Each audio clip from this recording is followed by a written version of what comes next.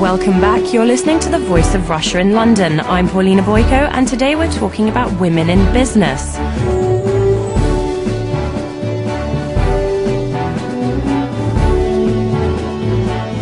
Last week, European Justice Commissioner Viviane Reding said that countries' voluntary action to boost women's representation on decision-making boards has largely failed and that quotas might be the solution.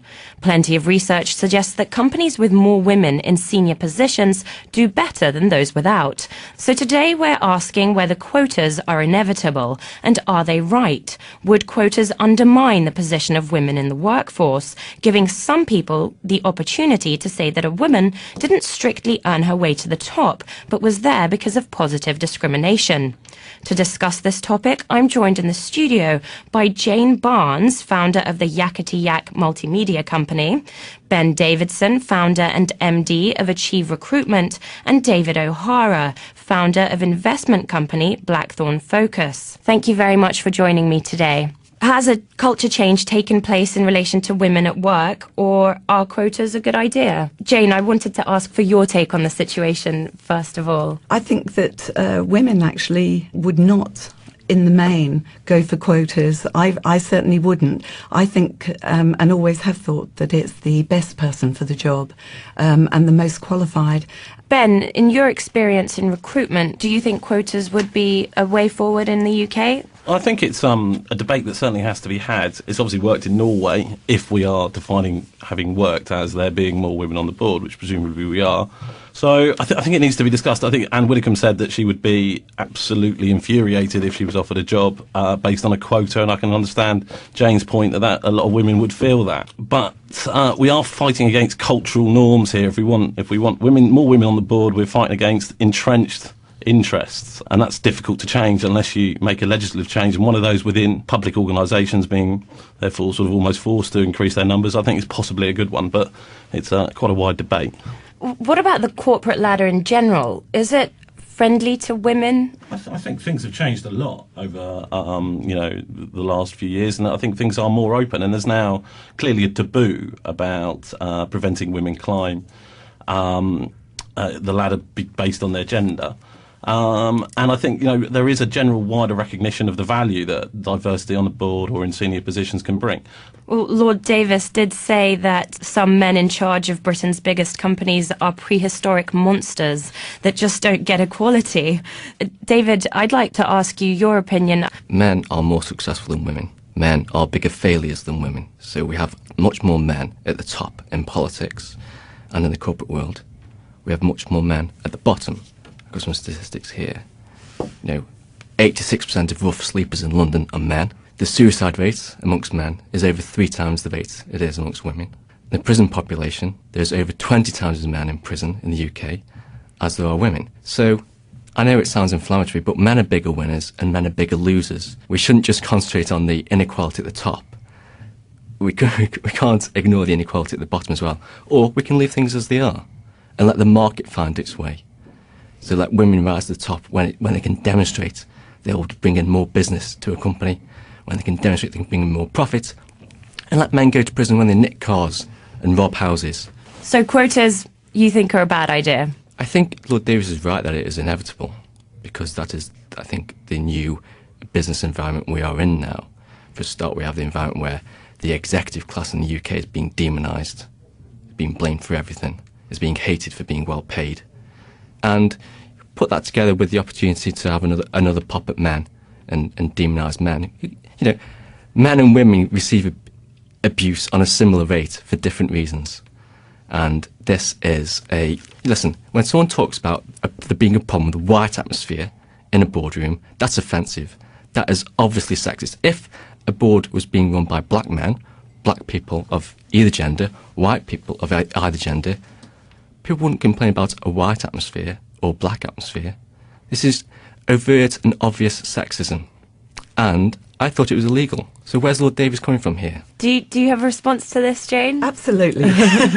I've formerly been and still am a government policy advisor, and I know Lord Davies personally. I was actually in 2010. I was the Women's Enterprise Champion for the East of England region.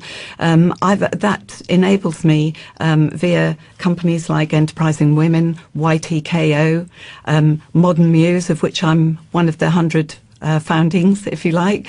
But that enables me to go out and actually recruit women from very diverse areas in the UK as well. Some of the nationally recognised deprived areas.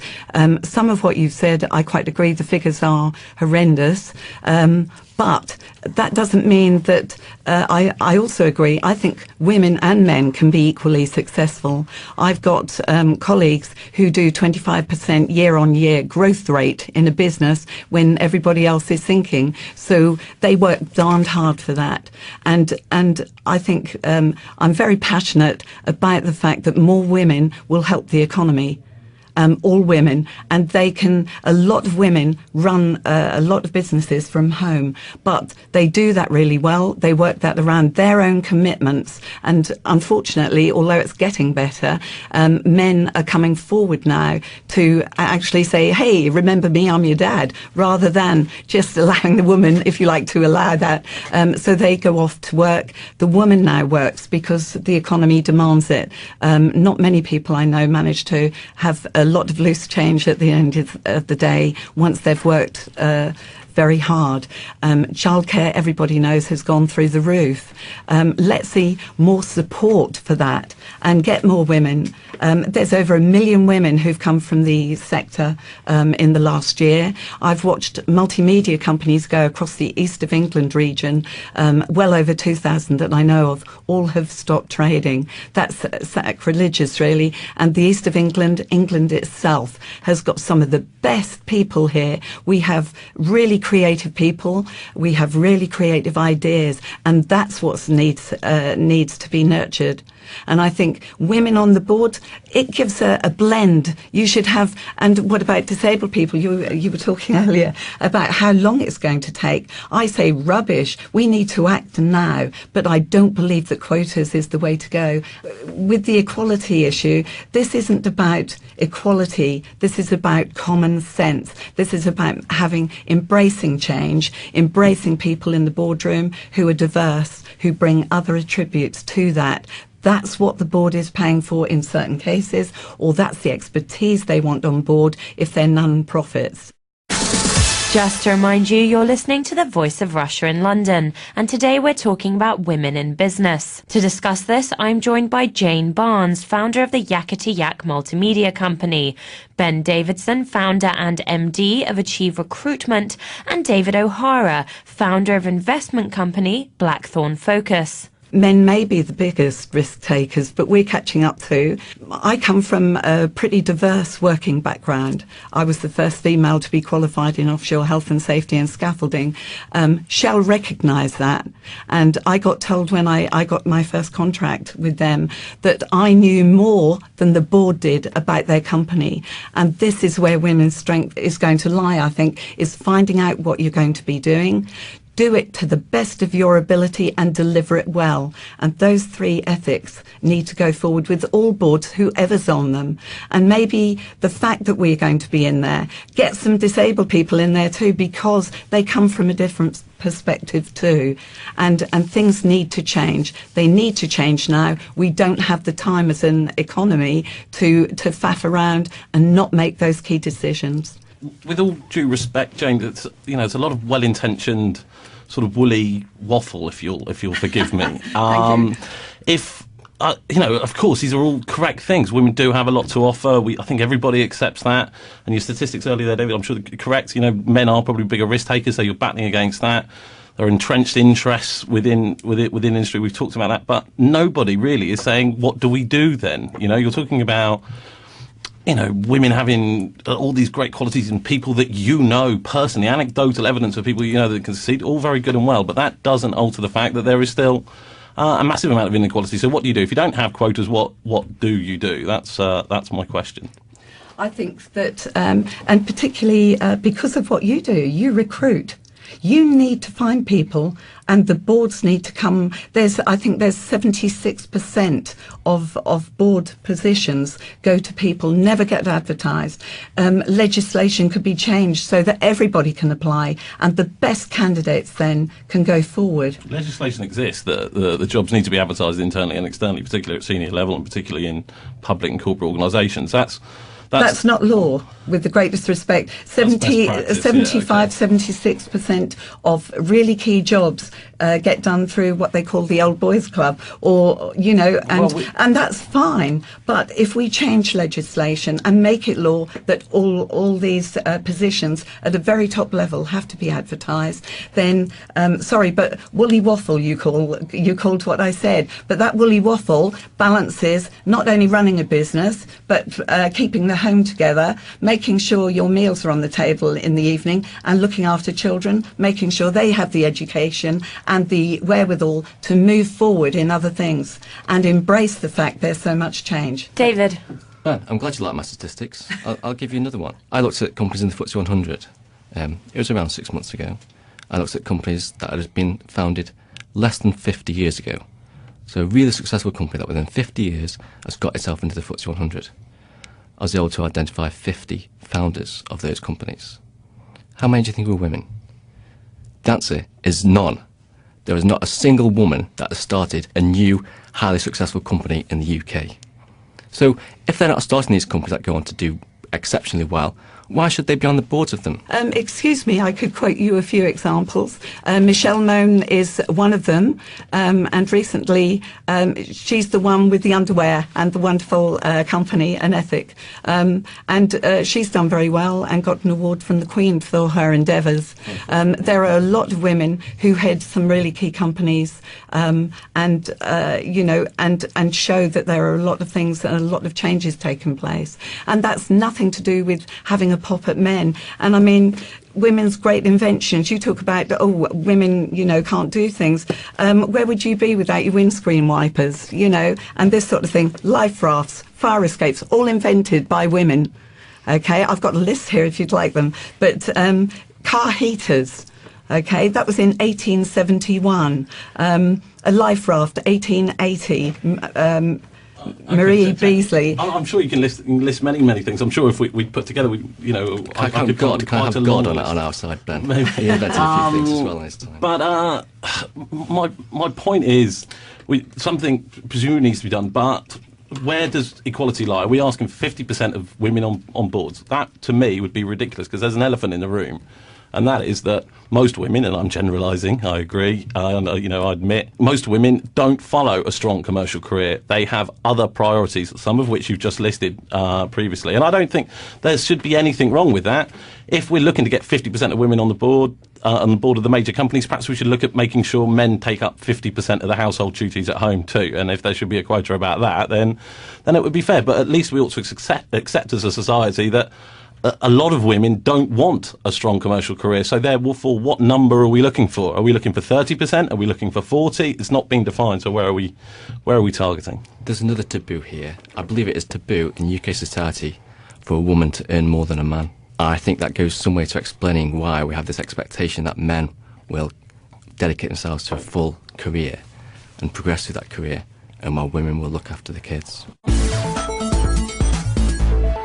Just to remind you, you're listening to the Voice of Russia in London, and today we're talking about women in business. Ben, in your experience, are women still earning less for doing the same as men? Yeah, I think that's really very clear across all statistics. And I work with a lot of small businesses. I recruit for a lot of small businesses, and I know there is a massive amount of fear out there about the maternity legislation and an unwillingness to take on young women who may well be having children soon because of a fear. And I think it's probably unfounded. I think if there was more understanding of what the actual costs were, there'd be less of this fear. But I can tell you, in the past, and not too distant past, I've been asked to recruit for people that will not be having babies in the near future, and our commercial kind of drive means that we have to sort of have to think about that. Do we work with that company once they've said that or not? And it's common. I've heard something similar from a recruiter.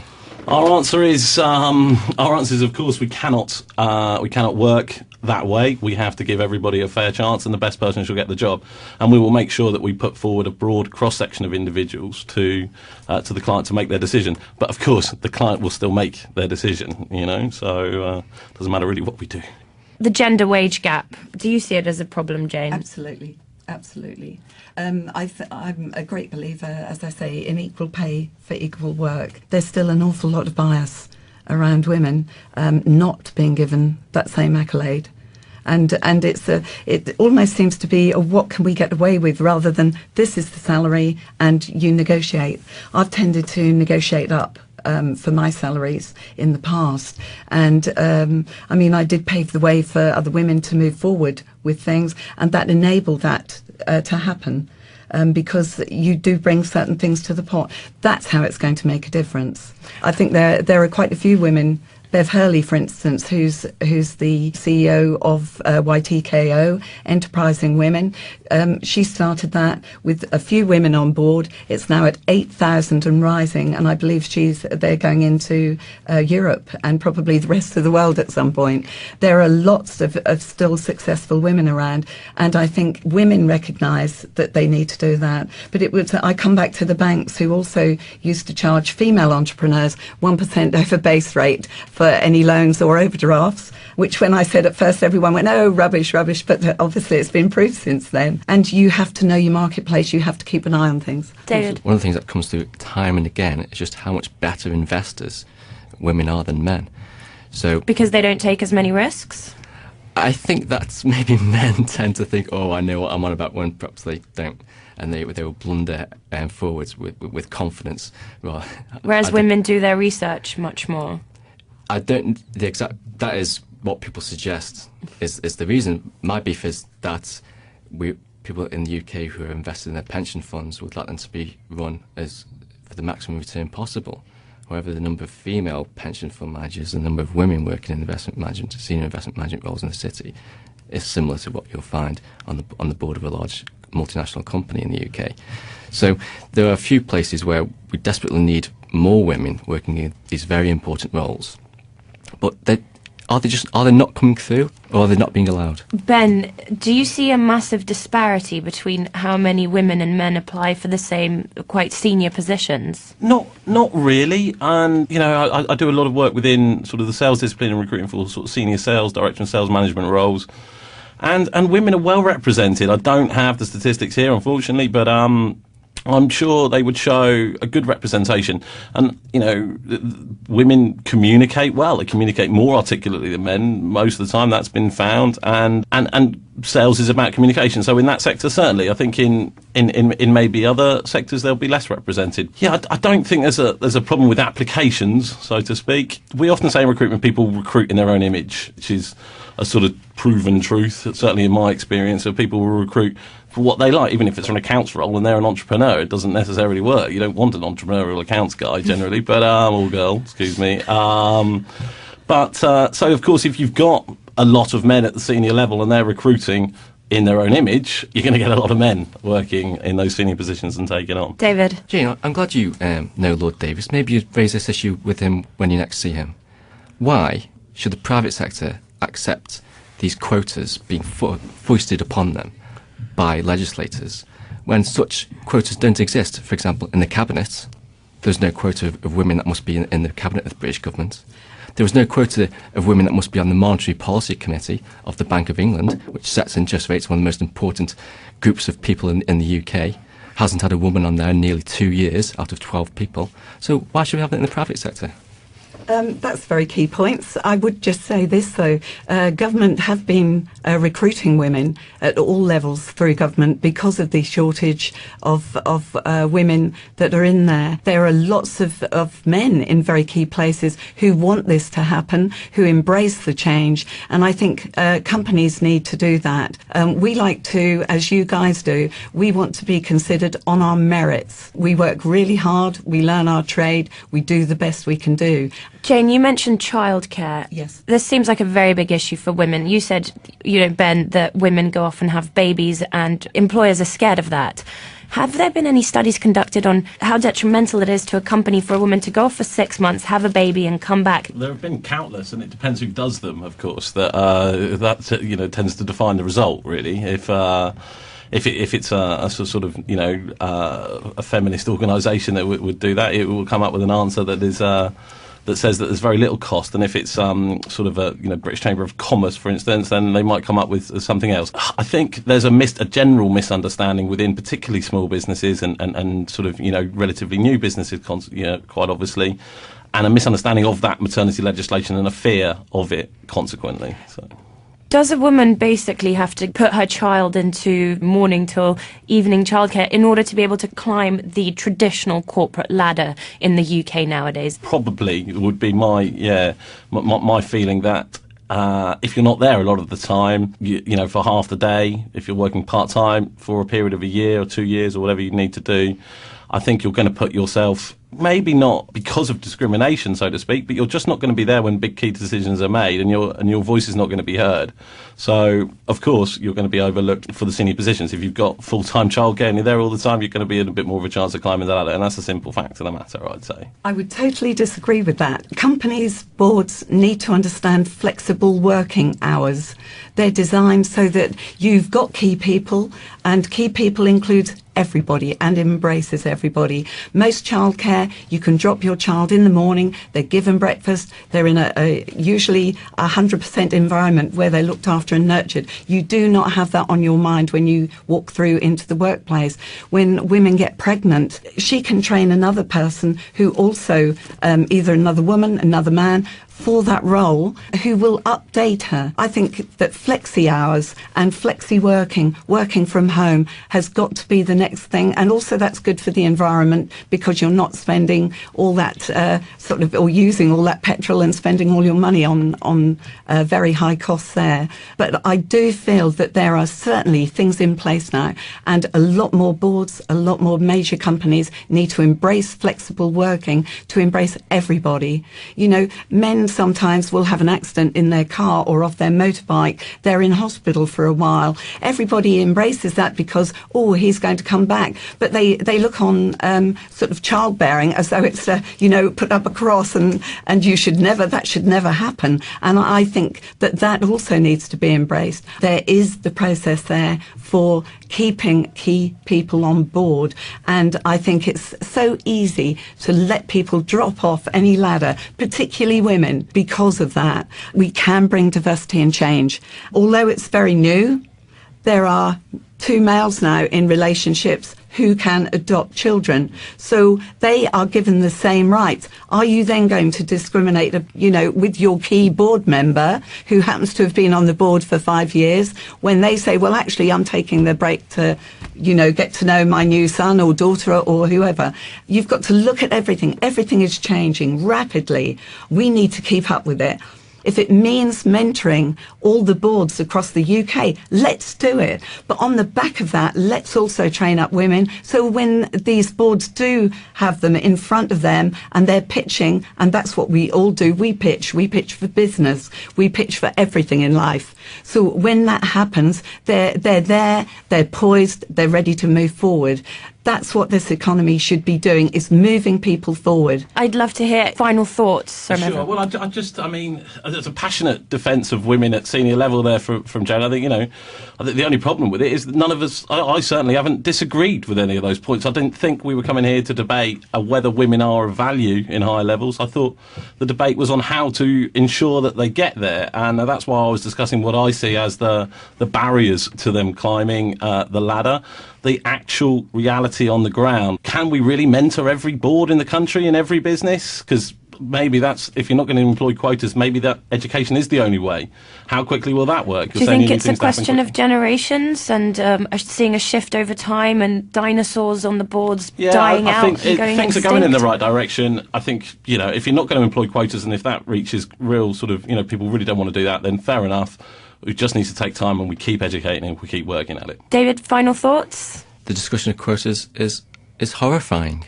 It is the job of shareholders, people who own these companies, to decide who goes on the board of them. And it is the responsibility of boards to always select the best person for the job. We'll lose that if quotas come in.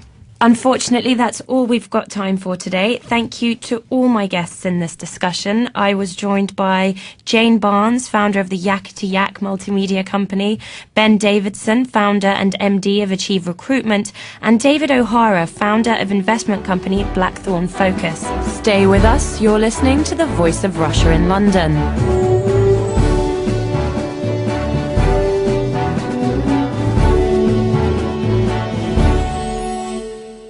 Senior positions do better than those without. So today we're asking whether quotas are inevitable, and are they right? Would quotas undermine the position of women in the workforce, giving some people the opportunity to say that a woman didn't strictly earn her way to the top, but was there because of positive discrimination? To discuss this topic, I'm joined in the studio by Jane Barnes, founder of the Yak to Yak multimedia company, Ben Davidson, founder and MD of Achieve Recruitment, and David O'Hara, founder of investment company Blackthorn Focus. Thank you very much for joining me today. Has a culture change taken place in relation to women at work, or are quotas a good idea? Jane, I wanted to ask for your take on the situation first of all. I think that women actually would not, in the main, go for quotas. I certainly wouldn't. I think, and always have thought, that it's the best person for the job and the most qualified. Ben, in your experience in recruitment, do you think quotas would be a way forward in the UK? I think it's a debate that certainly has to be had. It's obviously worked in Norway, if we are defining having worked as there being more women on the board, which presumably we are. So I think it needs to be discussed. I think Anne Widdecombe said that she would be absolutely infuriated if she was offered a job based on a quota, and I can understand Jane's point that a lot of women would feel that. But we are fighting against cultural norms here. If we want more women on the board, we're fighting against entrenched interests, and that's difficult to change unless you make a legislative change, and one of those within public organisations being therefore sort of almost forced to increase their numbers, I think is possibly a good one, but it's quite a wide debate. What about the corporate ladder in general? Is it friendly to women? I think things have changed a lot over the last few years, and I think things are more open, and there's now clearly a taboo about preventing women climb the ladder based on their gender. And I think there is a general wider recognition of the value that diversity on the board or in senior positions can bring. Well, Lord Davis did say that. Welcome back. You're listening to the Voice of Russia in London. I'm Paulina Boyko, and today we're talking about women in business.